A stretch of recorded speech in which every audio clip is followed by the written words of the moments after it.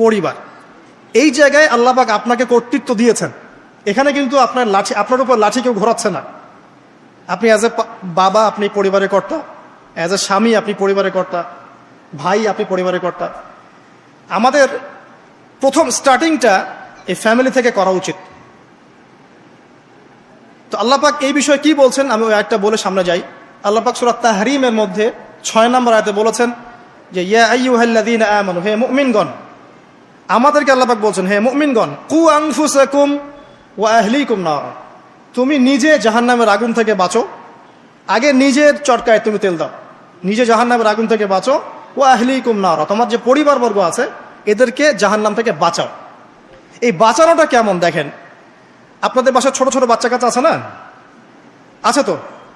একটা বাচ্চা যদি আগুন ধরতে যায়, ধরেন ও বোঝে না যে আগুন কেমন হবে, ছোট বাচ্চা কয়লা ধরতে যাচ্ছে, হ্যাঁ আগুন হাত দিতে যাচ্ছে, তো আপনি কি করবেন? আপনি তাকে সেভ করার চেষ্টা করবেন। সে যদি বলে না আমাকে ছেড়ে দাও আমি ধরবই, আপনি প্রয়োজনে একটা থাপ্পড় দিয়ে হলে সরাবেন এখানে, তাই না? এটা হচ্ছে বাঁচানো। আপনি আপনার শিশুটাকে এই যে হাতে আগুন নেওয়া থেকে বাঁচালেন। আল্লাহ পাক এটা বলছেন নিজে বাঁচো, পরিবার বর্গকেও বাঁচাও। পরিবার বর্গ যদি শুনতে না চায়, না আমি জেনা করব না, আমি গান শুনবো না, আমি মদ খাবই, হ্যাঁ না আমি এইটা করবো এটা করব, যদি আপনি বুঝে থাকেন যে আপনার কথাটা হক, শাসন করে হলেও তো তাকে বারণ করতে হবে। এখানে আল্লাহ পাকের নসিহত হচ্ছে তোমরা নিজেরা জাহান্নামের আগুন থেকে বাঁচো, পরিবার বর্গকে বাঁচাও। কোন জাহান্নাম থেকে বাঁচবে? আলাইহা মালাইকাতুন গিলাজুন শিদাদ, যেই জাহান্নামে কঠিন কঠিন মনের ফেরেশতারা আছে, পাষাণ মনের ফেরেশতা। আল্লাহ পাক তাদের মনের মধ্যে কোনো দয়া মায়া দেন নাই। আমাদের মনে দয়া মায়া আছে না, এই দয়া মায়াও আল্লাহ পাক তাদেরকে দেন নাই। শুধু আযাব দেওয়ার মতো শক্তি সামর্থ্য এবং কঠিন একটা মন দিয়েছেন। অন্য সূরায় আছে তাদের সংখ্যা 19 জন। কতজন? 19 জন, মানে তারা দায়িত্বশীল। বাকি আর যে কত হাজার লক্ষ কোটি আছে আল্লাহ ভালো জানে। আলাইহা তিসআত আশর আল্লাহ পাক বলেছে। তো আলাইহা মালাইকাতুন গিলাজুন শিদাদ লা ইয়াসুনাল্লাহা মা আমারাহুম ওয়া ইয়াফআলুনা মা ইউমারুন, আল্লাহ পাক ওই ফেরেশতাদেরকে যে আদেশ করেন সেই আদেশ পালনে তারা বিন্দু মাত্র গাফেলতি করে না। এই সব ফেরেশতা থেকে যারা জাহান্নামের প্রহরী, এই জাহান্নাম থেকে তুমি নিজে বাঁচো, তোমার পরিবারকে বাঁচাও। এই জায়গায় আসে। এখন তোমরা যারা এখনো ফ্যামিলি শুরু করো নাই, যুবকদেরকে বলছি, তাদের জন্য এই অংশটুকু বেশি বেনিফিশিয়াল হবে ইনশাআল্লাহ। কারণ তোমাদের জন্য পথ চলাটা তুলনামূলক সহজ তাদের চাইতে যারা অলরেডি ফ্যামিলি ঢুকে গেছেন এবং বিপদেও পড়ে গেছে, বা বড় হয়ে গেছেন, দীর্ঘ সময় পর্যন্ত আপনার ইসলামের এগেনস্টে চলেছেন বা আল্লাহর হুকুম আহকামের তোয়াক্কা করেন নাই, তাদের জন্য এটা অনেক কঠিন। কিন্তু যারা এখনো ফ্যামিলি স্টার্ট করো নাই বা কেবল স্টার্ট করেছ বা করতে যাচ্ছ, তোমাদের জন্য এই অংশটুকু বেশি ইম্পর্টেন্ট। আল্লাহ পাক এখানে একটা মূলনীতি দিয়ে দিলেন, নিজে বাঁচতে হবে, পরিবারবর্গকে বাঁচাতে হবে। আর আমি আগেই বললাম পরিবার বাঁচলে সমাজ বাঁচবে, সমাজ বাঁচলে রাষ্ট্র বাঁচবে। আসেন প্রথমে আমরা দেখি যে কোরআন কি বলছে। খুব অল্প করে বলি কারণ লম্বা সময় নেওয়ার সুযোগ নাই। কোরআন কি বলছে একটু লাইভলি থাকেন। আদম এবং হাওয়া আলাইহিম আসসালাম, মনে আছে? তাদের দুইজনকে আল্লাহ পাক পৃথিবীতে নামিয়ে দিয়েছেন না? যে ভুলটা তারা করেছেন সেই ভুলের ফল তারা দুইজনের সমানভাবে শেয়ার করে নিচ্ছেন না? বুঝতে পারছেন? আল্লাহর সীমা লঙ্ঘন করার পরে তাদেরকে যে আল্লাহ পাক নামিয়ে দিলেন পৃথিবীতে, এখন এই যে লম্বা সময় তাদেরকে পৃথিবীতে থাকতে হবে, পৃথিবীর এইসব ভোগান্তি পোহাতে হবে, হ্যাঁ জান্নাতের সেই নাজ নেয়ামত থাকছে না, এই যে কষ্টের পথ চলা, এই পথ চলাটা কি স্বামী স্ত্রী একসাথে না? এভাবে যদি পরিবারের স্বামী এবং স্ত্রীরা তাদের জীবনের উদ্দেশ্যটা ফিক্স করতে পারে এবং সমস্ত বাধা বিপত্তিকে হাসি মুখে একসাথে ডিঙাতে পারে, পরিবারে শান্তি আছে।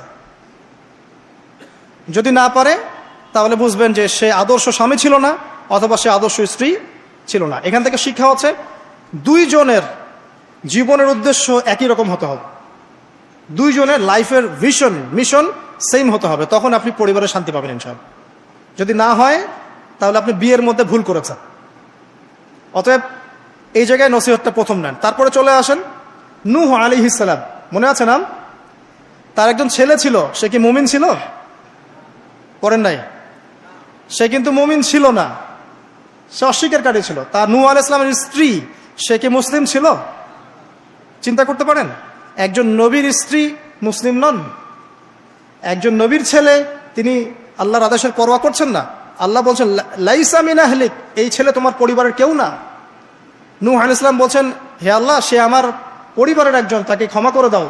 আল্লাহ বলছেন লাইসা মিন আহলিক, সে তোমার পরিবারের কেউ না।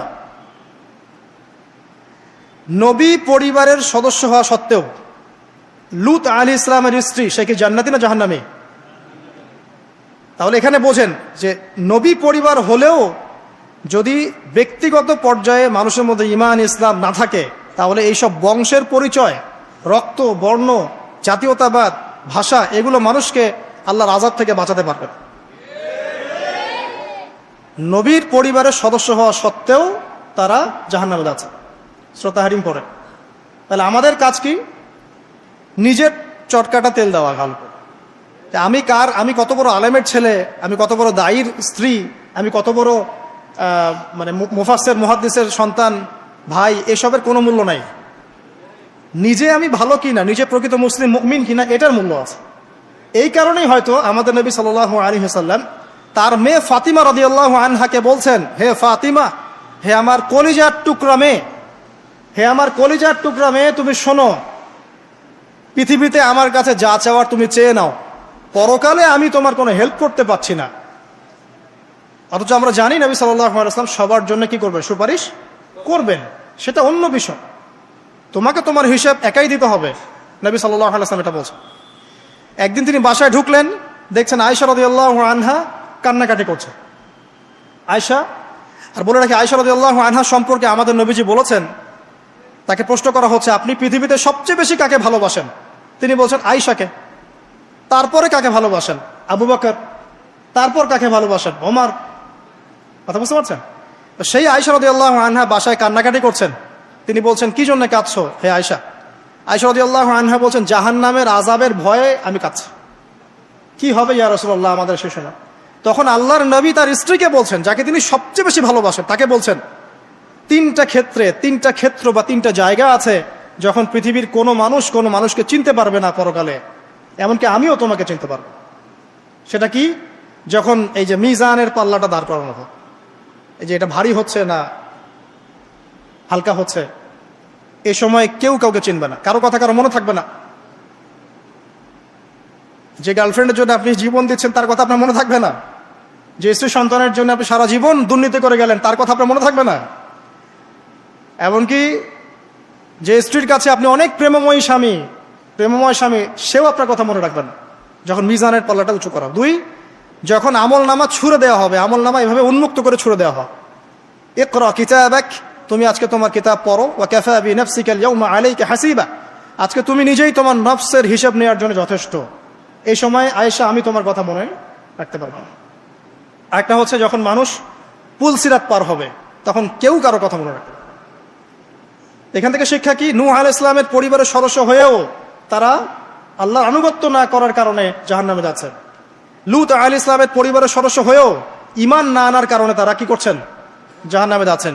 আমাদের শিক্ষা হচ্ছে আমাদের পরিবারগুলোর, যে আমাদের এই বংশ, আমাদের এই যে টাকা পয়সা, স্ট্যাটাস, রং, হ্যাঁ, বাড়ি গাড়ি, পলিটিক্যাল পদ, কোনো কিছুই আমাদেরকে আল্লাহর আযাব থেকে বাঁচাতে পারবে না যদি আমরা প্রকৃত মুসলিম মুমিন না হতে পারি।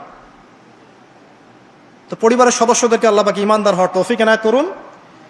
এবার আসেন সামনে, আরো সামনে যান, দেখেন ওই যে ইব্রাহিম আলাইহিস সালাম, দেখেছেন? মনে আছে? বাবা হচ্ছে ওই সমাজের সবচেয়ে বড় লিডারের ডান হাত, নমরুদের ডান হাত। সে হচ্ছে মূর্তি পূজারীদের সর্দার, মানে মূর্তি সে বানাতো, স্ট্যাচু মেকার। ইব্রাহিম আলাইহিস সালামকে আল্লাহ পাক ওই ঘরেই জন্ম দিয়েছেন যেখানে তার বাবা একজন শিরকের কাণ্ডারী। ইব্রাহিম আলাইহিস সালাম তাকে বোঝানোর চেষ্টা করলেন, বাবা, এটা শিরক, এটা শয়তানের কাজ, এখান থেকে ফিরে আসো, আমি তোমার জন্য আল্লাহর কাছে দোয়া করবো ইত্যাদি। বাবা তার কথা শুনলো না। এটা তো এমন না যে তিনি শুধু একবার বলেছেন, তিনি হয়তো বলতেই ছিলেন, একদিন দুই দিন না, কিন্তু বলতেই আছে। এক পর্যায়ে বাবা তাকে বের করে দিলেন বাসা থেকে, ফাহজুরহুম, এখান থেকে বের হয়ে যাও। তুমি যদি আমাদের এই দেবতাদেরকে গালি দেওয়া বন্ধ না করো তাহলে আমি তোমার মাথা পাথর দিয়ে মেরে ফাটিয়ে ফেলবো। ওয়াহজুরনি মালিয়া, ওয়াহজুরনি মালিয়া, আমাকে একা ছেড়ে দাও, সরে যাও, মানে আমরা তাড়িয়ে দেই না, গেট লস্ট, এরকম করে ইব্রাহিম আলাইহিস সালামকে বের করে দেওয়া হয়। কিন্তু তিনি বললেন সালামুন আলাইক, বাবা আপনার উপর শান্তি বর্ষিত হোক, হ্যাঁ আমার আব্বা আপনার প্রতি শান্তি বর্ষিত হোক, আমি আল্লাহর কাছে আপনার জন্য দোয়া করব। পরে যখন আল্লাহ পাক তাকে বললেন যে কোনো মুশরিকের জন্য তোমার দোয়া করার স্বভাব পাবে না, তখন থেকে ইব্রাহিম আলাইহিস সালাম দোয়া করা বন্ধ করে দেন।